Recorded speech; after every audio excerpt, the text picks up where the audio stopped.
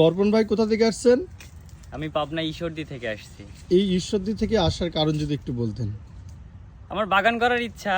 আমি আপনাদের ইউটিউবে অনেক ভিডিও দেখছি, দেখে ভালো লাগছে, সেই অনুপাতে যোগাযোগ করে চলে আসছে আপনাদের কাছে। কি বাগান করবেন? আমি মূলত পেয়ারা বাগান করব। পেয়ারা চারা গাছ নিয়ে যাচ্ছেন কতগুলা? পেয়ারার চারা গাছ 400 পিস 420 নিয়ে শুরু করতেছেন। শুরু করতেছি 400 নিয়ে। তো আমাদের বাগান পরিদর্শনে আছেন, কেমন লাগছে সব মিলে? বাগান খুবই ভালো, আসলে দেখার মতো আপনাদের বাগান। এরকম বাগান করার ইচ্ছা, দেখে আরো ভালো লাগলো।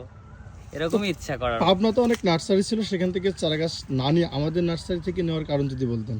আমরা আসলে বিশ্বাস পাইনি, এর আগে আমরা নিছি, সঠিক চারা ওনারা দেয়নি, কেউই দেয়নি। তো আচ্ছা। আমরা আপনাদের ভিডিও দেখে বিশ্বাসের উপরে এত দূর আসছি।